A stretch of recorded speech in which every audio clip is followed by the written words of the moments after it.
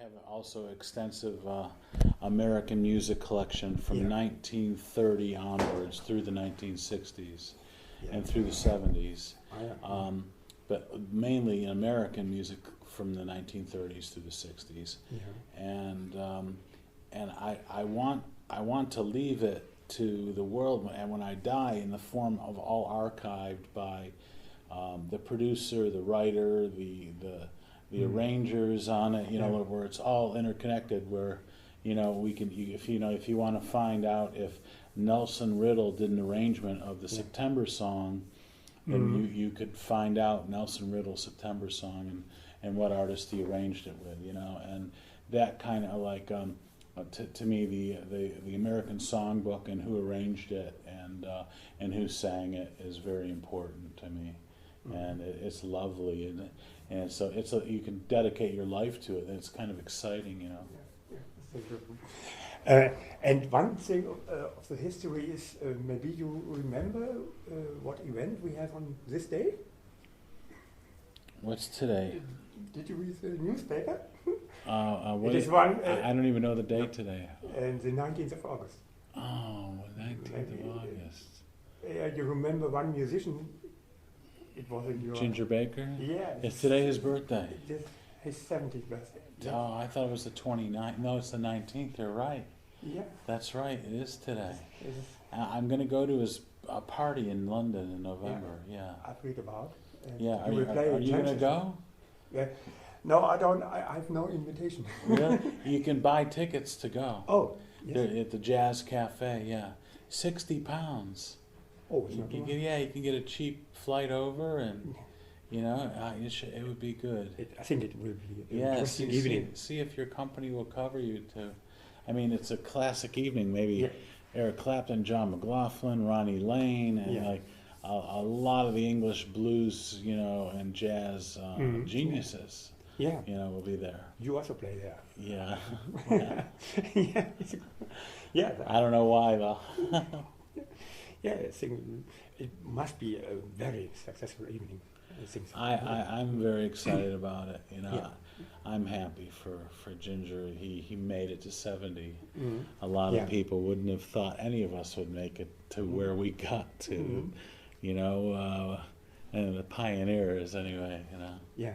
You remember of some things at the time that he was playing with you together? Oh yeah. Yeah, very, very fond memories. He's a good friend to have on your side. He'll stick by you when you're out on the road and you're playing good. You know what I mean?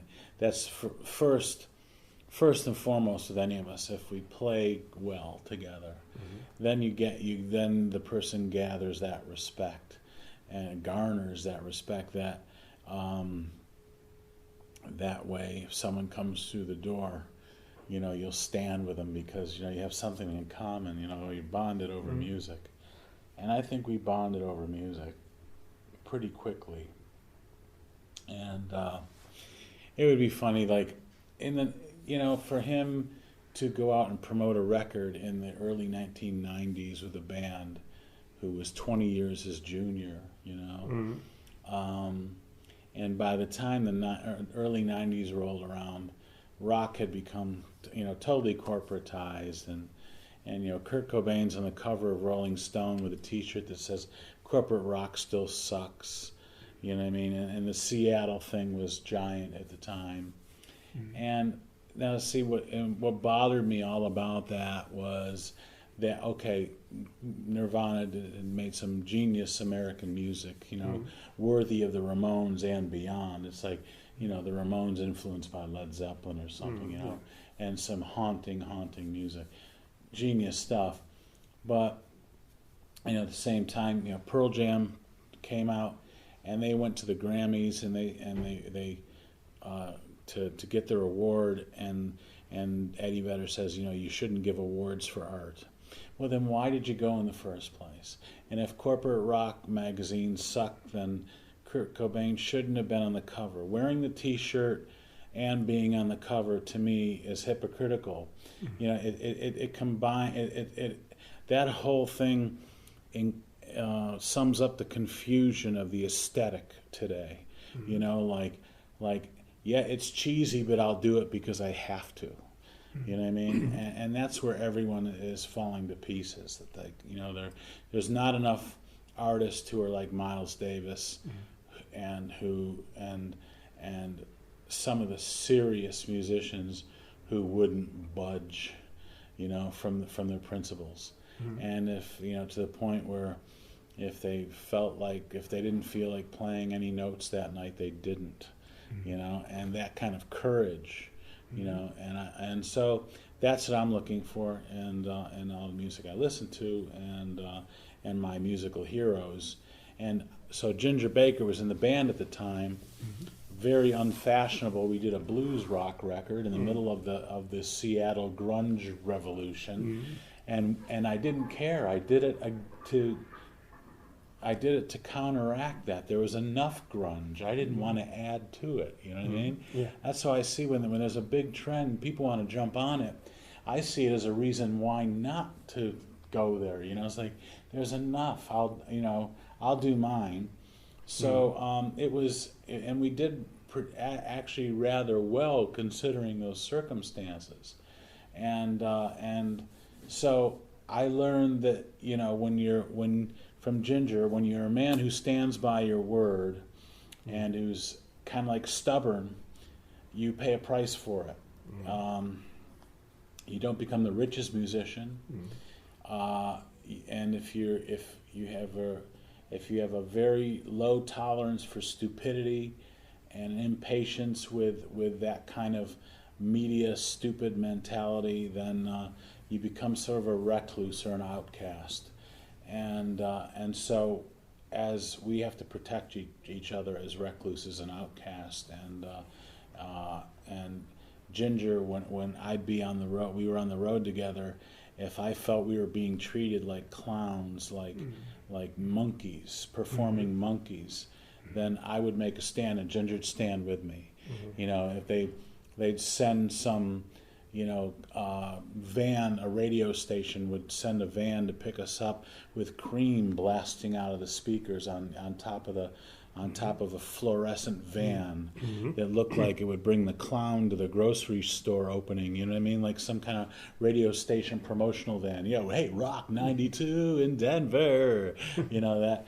And with, you know, they're coming to pick us up, and they had Sunshine of Your Love blasting out of the loudspeakers, and you know, I just looked at Ginger. I said, I'm not riding in that van. And he said, neither am I. And so, you know, immediately everyone starts running to go get us another car, you know, and so it was one of those situations wherever we felt like we were being treated and like these kids who are willing to play the game, who've been Disney stars, and they'll do anything, you know, for some publicity. Whenever we felt we were treated that way, we stood by each other and fought it.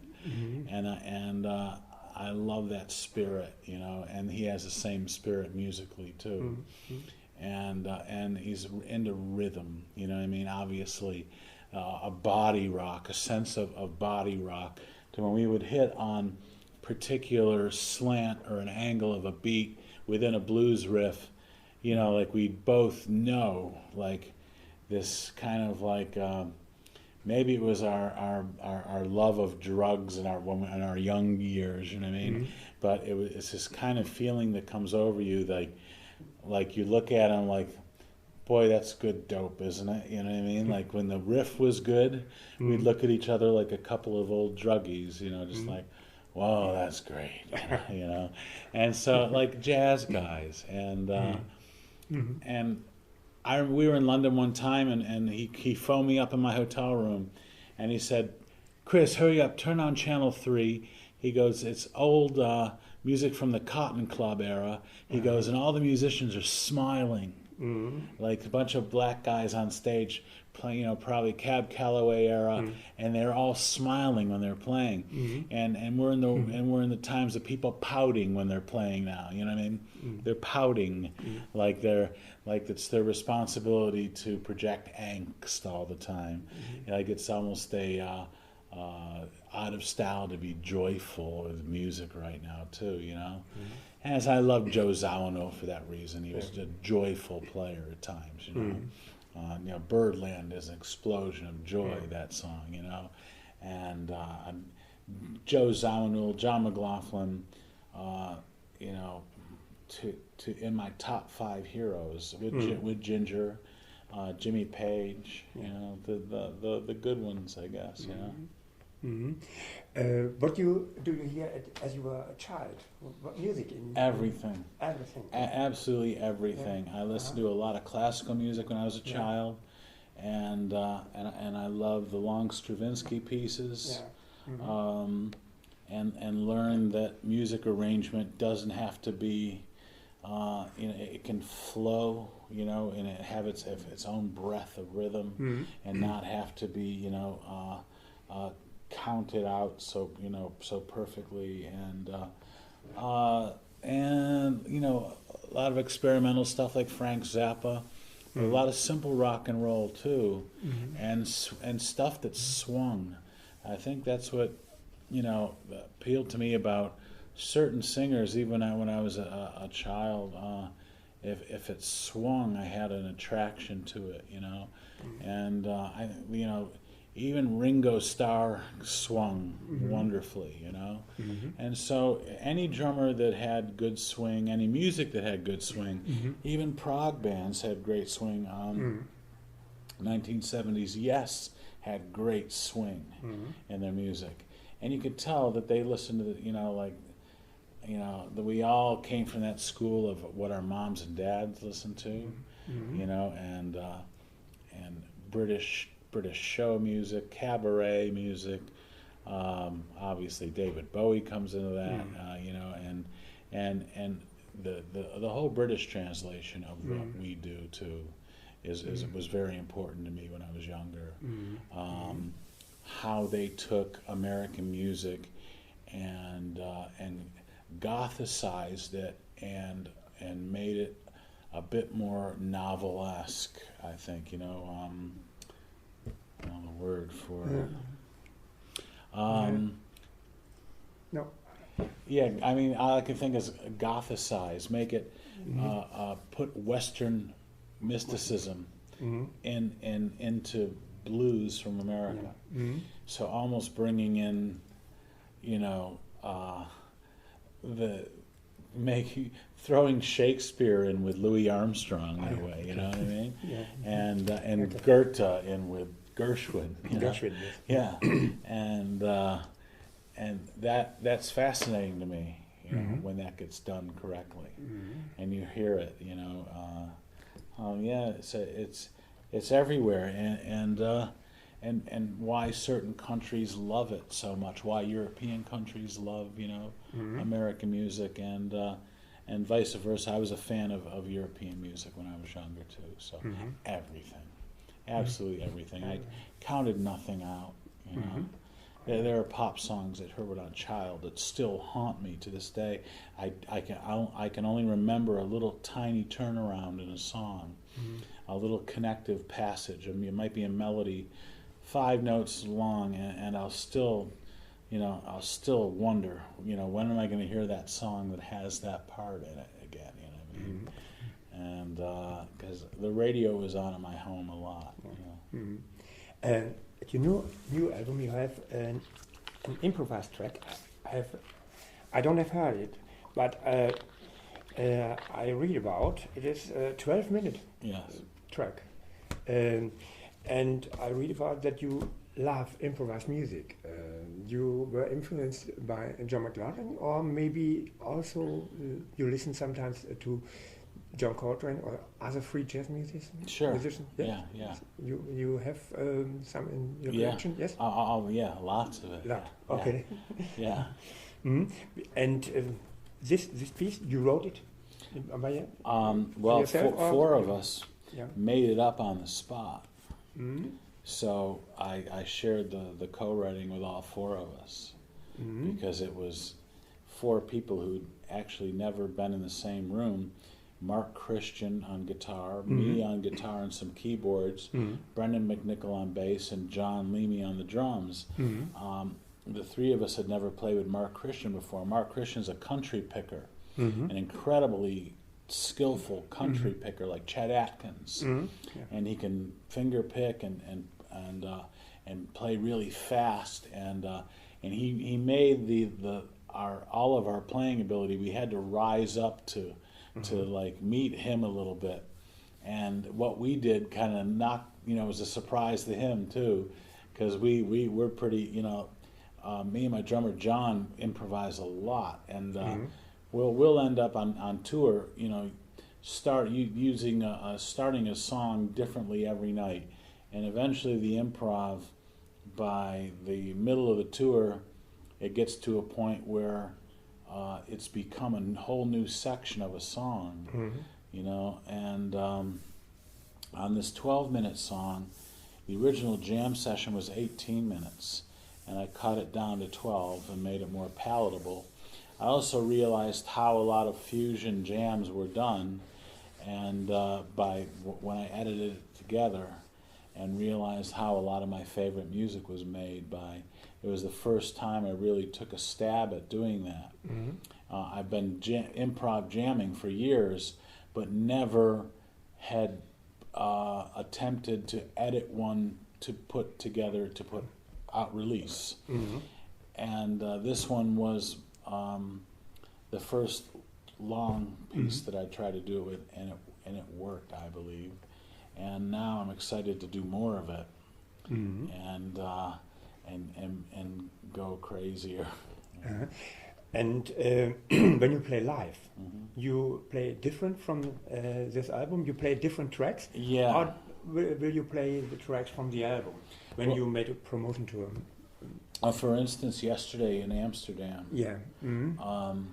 yesterday morning I did some songs off the new album, and I did them acoustically. And I'd never done them before acoustically. And there's not an acoustic guitar on the album. Yeah. So I've been a podhead since I was a little boy, So usually thank the Lord for the gift of that. If I smoke a joint and pick up an acoustic guitar, I can, I enjoy just giving it a shot and seeing what happens. You know what I mean? And that's what I did yesterday morning. And it's like, okay, I knew the lyrics, I knew the chord changes, so let's see what happens. And you're supposed to, as a musician, I believe you're responsible to play your music in the moment that it's being played and not in its ideal conditions. Without synthesizer, without drummer or whatever, then your music still should be playable, and your poetry should still be utilized in any setting. Like you should be able to translate it. And so I like that challenge. So I learned that from David Bowie too. When he did the concert for the 9/11 benefit in 2001, shortly after the tragedy in 2001. He sat down on the front of the stage in Madison Square Garden with a tiny Casio drum machine and did America by Simon and Garfunkel. Let us be lovers, we'll marry our fortunes together. And he was sick, he had the flu, he didn't look very well, but he sat there in front of that whole Madison Square Garden filled with the policemen and firemen who were being honored that night, and sat at the edge of the stage and did that song. And that kind of beauty and that kind of aesthetic from a genius like that man has been blowing my mind for well over 30 years with him. And so that's an Englishman that I just look to for courage and creative energy. I constantly refer to David Bowie, you know, and he knows his music so well. I mean, from Nina Simone to Kurt Weill to Gershwin to Coltrane to, you know, I mean, his river runs very, very deep in music, and so I absolutely adore that man. Yeah, I adore him. It's a big statement for it. Yeah, yeah. And other thing, when you play live, do you have a set list or do you play without a set list? Usually a set list. Yes, you. Yeah, to make it just because, you know, I don't want to forget something. Oh. You know what I mean? It'd be a matter of like getting backstage and going, oh no, you know. But it doesn't mean we stick to the set list. I mean, that's the same thing. You have to, like, you know, adjust to where you're playing and how they're receiving it, and you know, some crowds are up for some tempos, and that's another. I'm not crazy about festivals for that reason. You know, when there's, you know, 45,000 people, you have to play very visceral, and you know, you go for blood. You know what I mean? It's just like 35 minutes, your hardest, toughest material with the strongest backbeat. So, excuse me, it's a macho workout, and whatever, you know. I mean, there's no time to bring it way down. And I like dynamics. You know, I really love to work in a dynamic range where the music can get very, very soft. And festivals don't allow for that at all. The shoes start coming towards you, you know, and the boots and the bottles. So anyway. Another question to this album.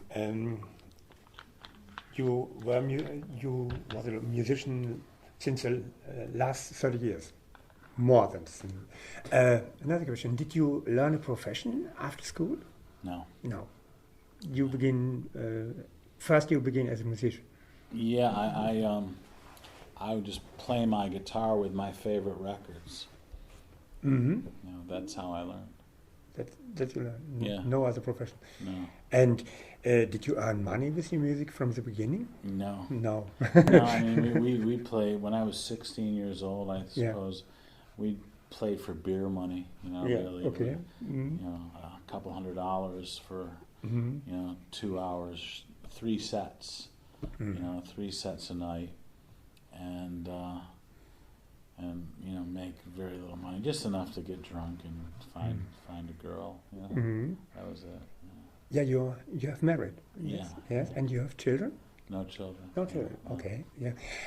You grew up in the 70s, and as a musician, and your first album was released in 89. 89. 89. Okay. Yeah. 89. Yeah, it's a long time for the first album. Yeah. And this is the fifth, I think. Studio? Yeah, probably the 5th studio album. Yeah. It's not so much. I produced a lot of records. Yeah, I've read about you. And so I wasted a lot of time from like the 70s and the 80s. I wasted a decade of my life partying, you know, and a whole decade. And I don't remember much of it. Okay. I suppose I had to do it, though. I mean, to get to where I got to, and that was just the course my life took. For a few years, I didn't pick up a guitar. You know, I picked up drugs, but not guitars. And then for a long time, I was a club DJ, and I started. You know, I was one of the first guys on the block with a drum machine and synthesizers together, and started having fun. I think being a dance DJ, liking craft work and liking a lot of the dance music in the 70s as well, like, you know, Giorgio Moroder's work in the 70s, craft work, you know, like pieces of disco music that were were artistic. And so that was really intriguing to me for a long time, and also went really well with drug use because you could do it by yourself, you know, and you had your drum machine, so you could, just be at 4 o'clock in the morning, turn your drum machine on and play your synthesizer, and so it was supported everything else I was doing at the time, but and I worked in clubs making spinning records at the time also, so that was another occupation that allowed me to drink and do all the drugs that I wanted to do also. So the pressure wasn't on for me to become a successful musician at the time. I always had in the back of my mind what I wanted to do and the kind of music I wanted to play. But I think for that 10 years of my life, I think being a music fan and being a drug fan was more exciting than playing my guitar. When you plan a project, a new CD, can you explain how you do it? For every CD, for every album, you got new musicians. Sometimes the same person, the same bass or the same drum player, but other musicians. What inspired you to get in touch with this musician, to ask him, please make this project with me, or is it otherwise? The musician asked you, I want to make a record with you. Can you explain some? John Leamy, my drummer. Yeah. He loves to do what we do, and that is we get together every few years. It should be every year, but and we jam for about a week with no plan whatsoever, and then we start recording for another couple of weeks. It's mainly him playing drum tracks, or he'll do a drum track and play some bass or synth on it or something, and then I'll add guitar to it. I usually have a rough idea of a goal, a sound. When I spoke to him, I called him whenever it was the fall of '07 when this record we started talking about it. And he said, "What are you thinking?" I said, "I'm thinking Led Zeppelin Presence record meets Mahavishnu Shakti, John McLaughlin Shakti." And he was like, "Oh, what's that mean?" And I think what that means is rhythm. Like just get ready to get funky like the Led Zeppelin thing and dirty. Yeah. But still that Shakti where it's transcendental, where you're lost in the rhythm almost autistically, and I rock back and forth when I make music, like a blind guy. And I think I may be part autistic. I think, I don't know, I'm not sure, I don't want to take the test. So that's how we start. And then we get together and jam, and sure enough, songs appear. It's like that, throw paint on the canvas. And I would say that when we're in the recording studio, we're loading our palette. Throw the tracks down quickly. Whatever you're going to do, just throw a bunch of them down quickly. And it's like throwing colors on a palette that you think are going to work, and throw them down vomit it out, get it out quickly. And then when you sit down and actually look at everything you have, there should be a song starting to rear its head in there. There's one riff that is the riff. There's one section that gives the impression of a ending. One section that gives the impression of a beginning. Whatever. So it's just very, very loose song searching. Mm-hmm. And some of them come very quickly, some of them take days. Mm-hmm.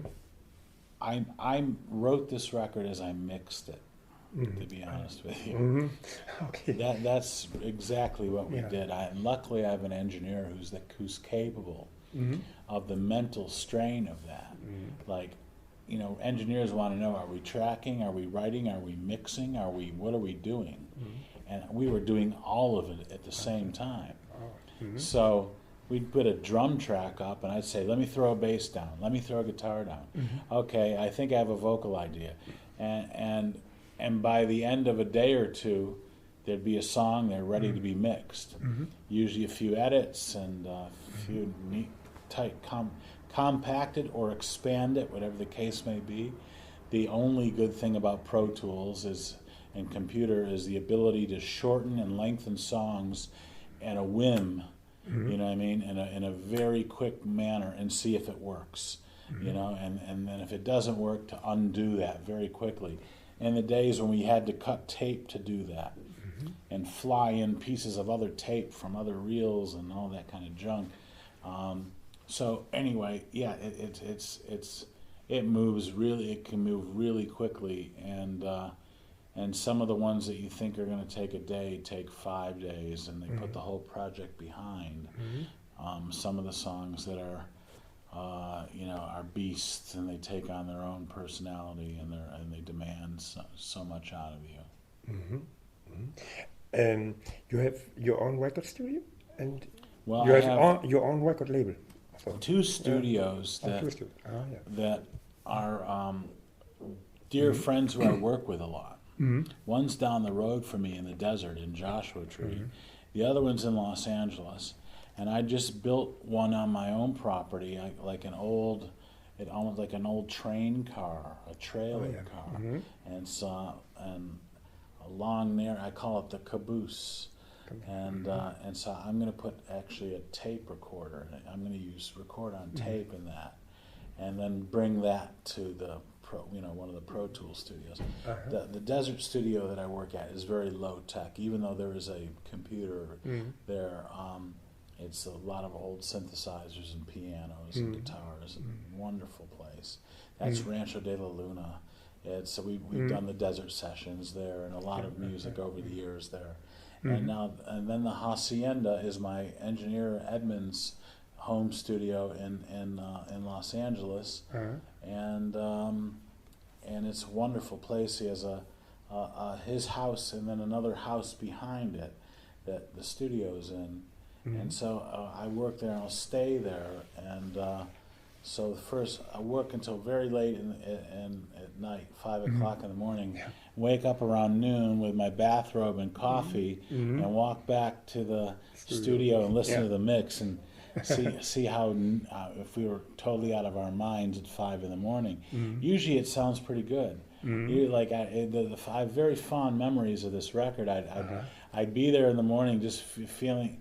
The sun in LA too bright in the morning, and that horrible, clammy feeling, and a cup of hot coffee too, and push the play button, and I'd feel all my troubles go away, kind of like okay, all right, that sounds good, and maybe realize what I need to do at that point, and so it was really lovely, and Dave Ketching and Brian O'Connor, who played some guitar and bass on this record, they came to Edmund's studio in Los Angeles almost every day at the Hacienda and cheered me on, and brought food to barbecue, and they were very dear, and it was a really, really very intense, special session for me, and that's why it sounds surreal, and I think and it was. I don't know why, but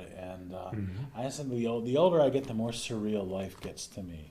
The more that I wake up in the middle of the night with strange dreams, and lay there in the morning, thinking about what I dreamt, and kind of disturbed about it, and it's a very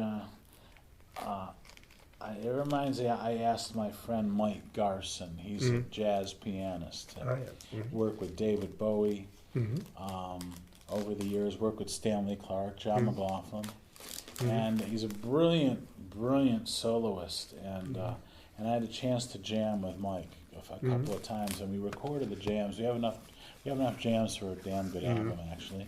And so the first thing I did the day I met Mike, Mike is probably about 64 years old now, and I said to Mike, I said, my first question to you, Mr. Garson, is, through your experience in this business, I said, how do you relax when you're not playing music? And he very slowly said, well, Chris, let me tell you, the older you get, the worse it gets.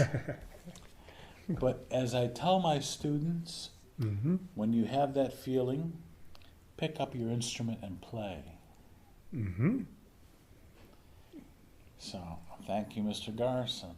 And it is the answer. And I'll be crawling out of my skin when I get home. I've been in Europe for 5 months working now.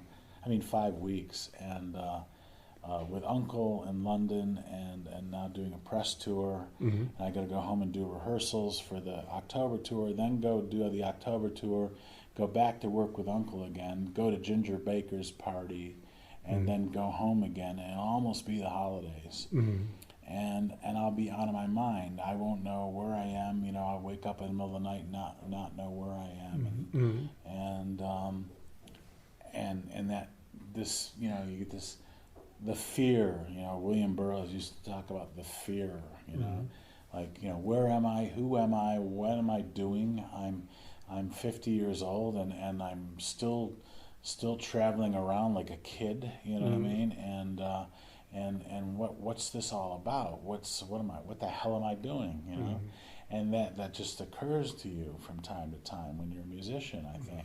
And do I still mean it? Do I still mean anything to anybody? Is it worth it? And is it worth it for me? Is it worth it for my wife? Should I be doing something, that's more fulfilling and a little more chilled out? Should I be growing tomatoes instead of writing songs? And so it's just like one of those. That's what that unable to relax means. When you're in this business. Because to go after that truly wonderful creative reward you get when you play with great people, and you make a good record, and you've done some sessions that have healed you. I've been healed by making music. When music has washed over me in the studio, and renewed my strength, my faith, and hope, everything. And when you stop doing it, it's almost like getting off drugs.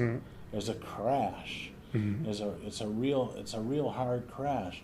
I believe Jimi Hendrix and Sly Stone were, Sly Stone's still alive, but still a victim of that crash, of experiencing emotional bliss when you're playing. Through the joy of your music, and through Sly Stone, let me take you higher and dance to the music.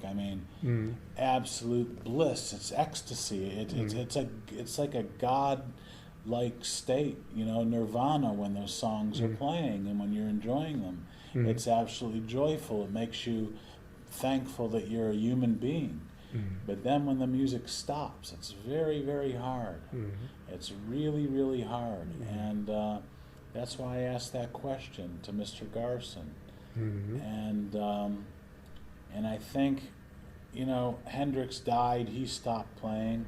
I think Sly stopped playing, and that was the problem. They, even though Hendrix didn't stop playing, he stopped breathing due to some idiots, apparently, they put him on the stretcher wrong, and he choked on his own vomit, because his head was tilted back too far. So possibly the greatest musical genius ever, possibly, died because of the ambulance, the men's inability to put his head up on the stretcher.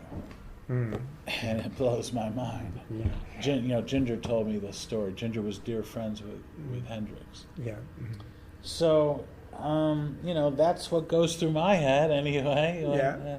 And what are you doing when you have time for relaxing? You are together with your wife, make holidays, going around, or no? I think you have. I'm probably miserable. Okay. I'm probably laying in bed. I love my bedroom. I'm similar to John Lennon in that fact that he used to. His bedroom was where he lived, in the Dakota and all the time, and that's how I am too. I can do my business from my bed. I can make phone calls from my bed. I like to sit up in bed. I like to watch TV from the bedroom. I eat pizza and watch TV and make phone calls at the same time in the bedroom. My wife isn't like that. When she leaves the bedroom, she likes to come back in when she goes to bed at night. Where to me, so I feel very safe and secure in my bedroom. Okay.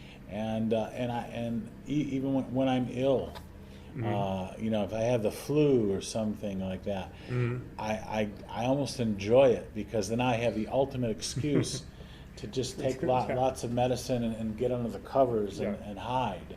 Yeah. And now I'm actually sick, so I have an excuse, and no one can make me get up. Okay. I resent being told what to do. I think.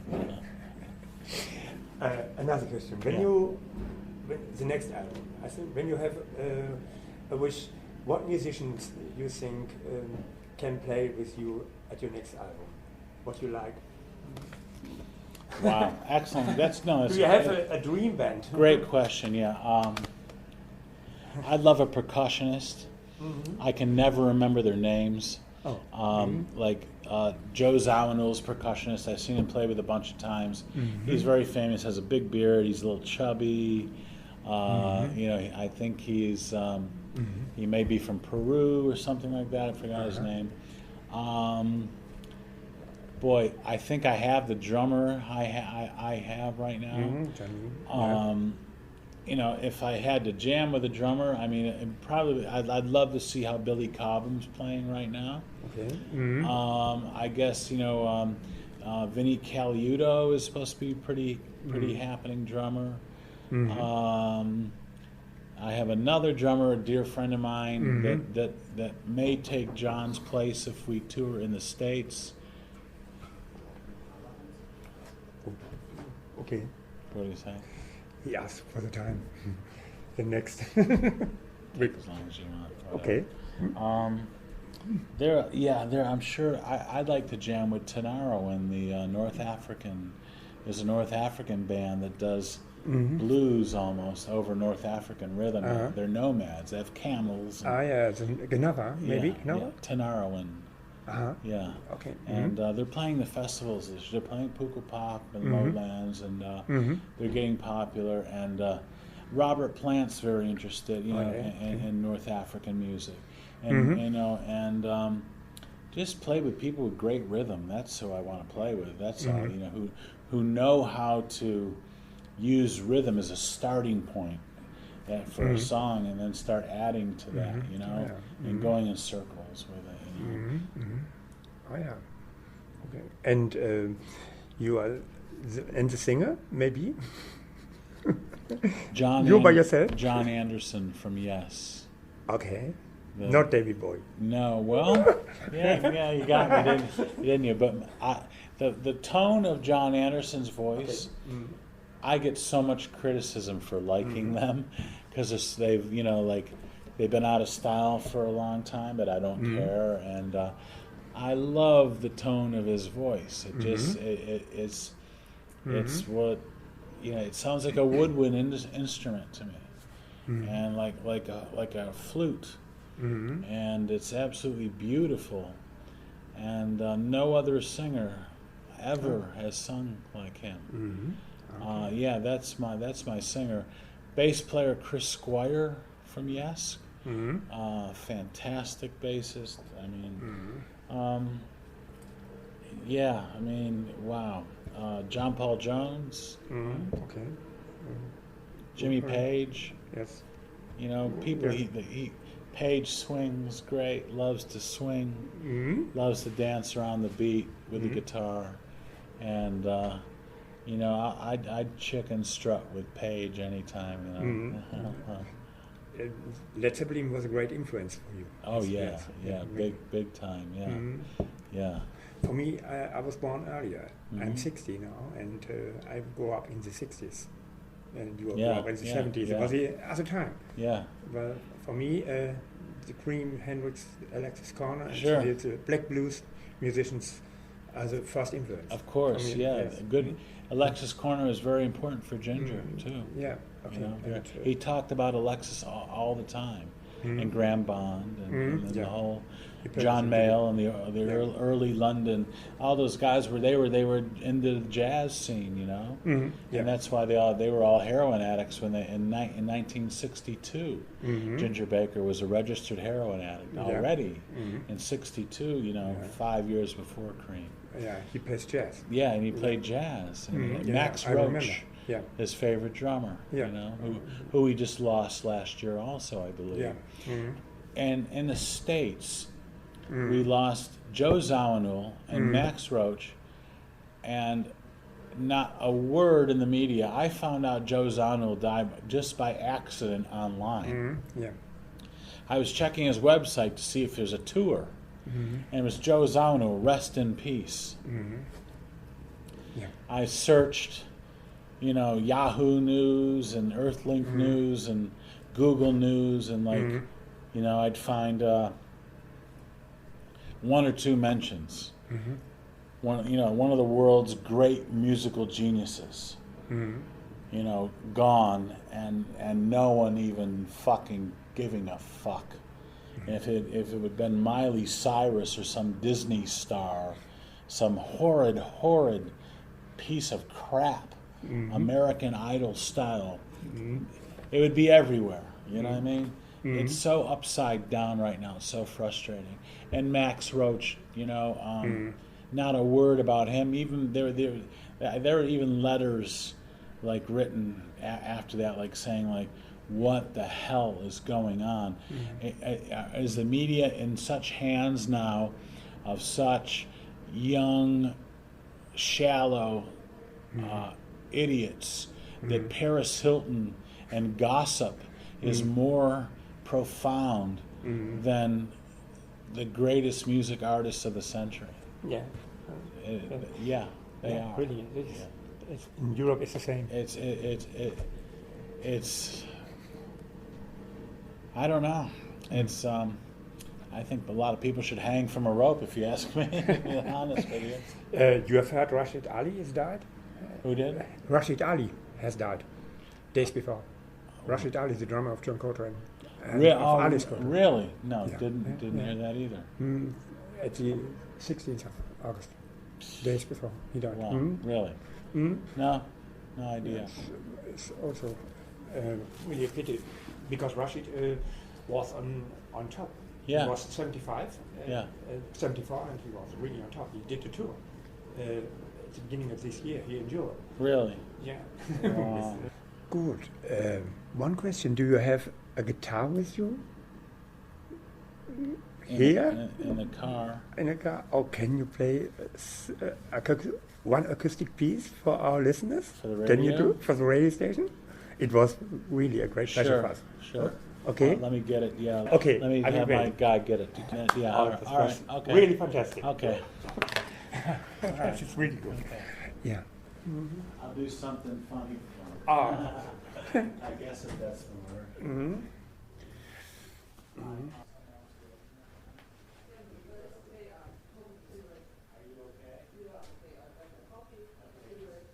He's asked me to do a song on acoustic guitar, and I don't mind doing it. So, I'd love to actually. And so if you don't mind. Like yesterday morning when I was down. Yeah. Like I don't have to. I choose to. Like yesterday. Yeah. Did you hear that?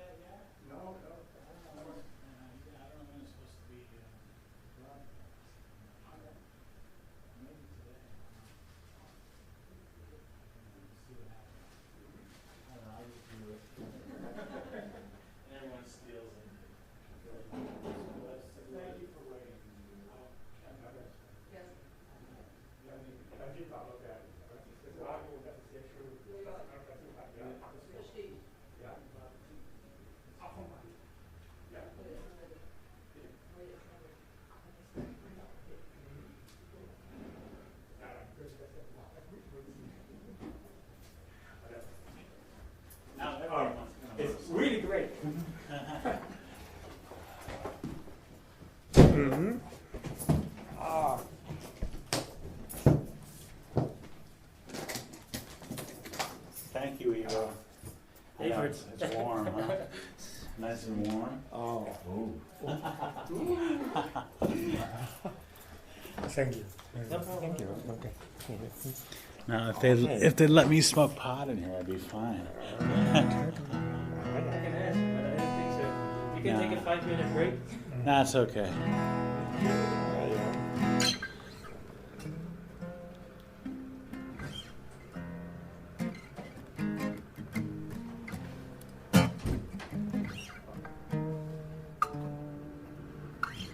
Okay, do something. Get my necklace out of the way. Okay. That's the Order of the Golden Ass. Ah, yes. Huh. Don't worry, it'll slam into the guitar. Hello, check. Check 1, 2.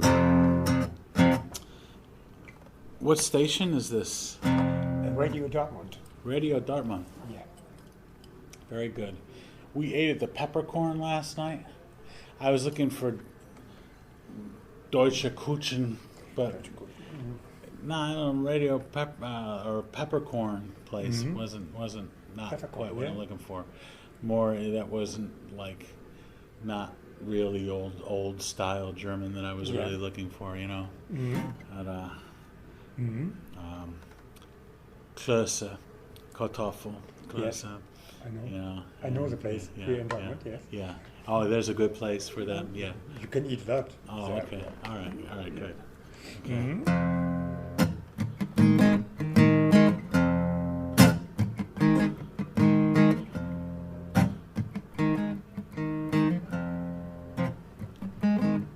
I wish I was a bird. Birds can fly.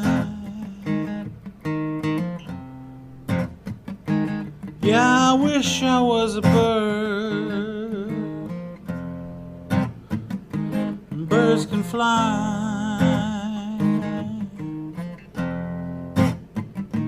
I'd be 14,000 miles away before you say goodbye.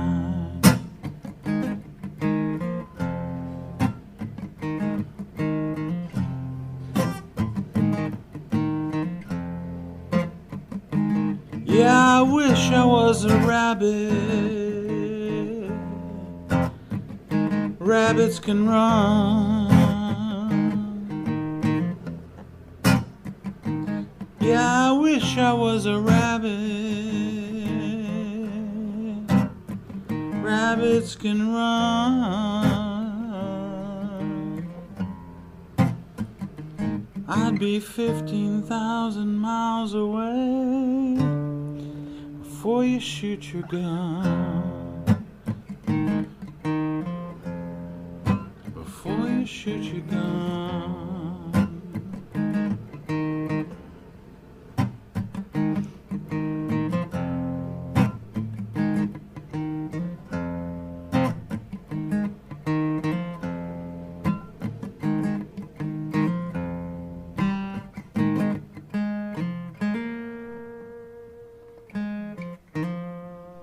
The industrial noise in the backstop.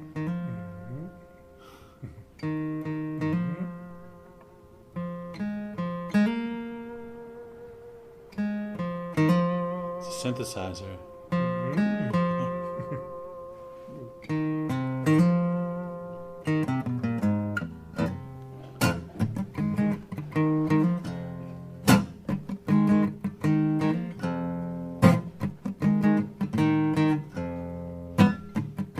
Yeah, I wish I was a rabbit.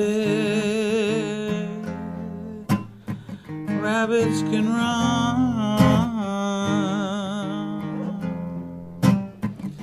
Yeah, I wish I was a rabbit. Rabbits can run. I'd be 15,000 miles away before you shoot your gun.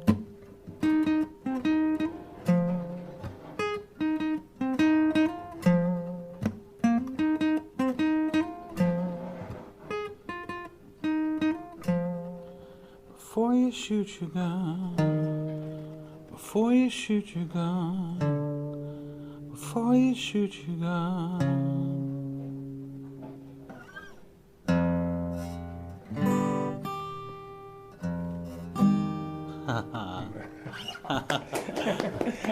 Thank you very much. You're welcome. You're welcome. Okay, I will see you then in Bochum when you are on tour. Excellent. In October. Come by. Bochum. Yeah. Very good. Okay. Thank you for the support. I thank you Dankeschön. too.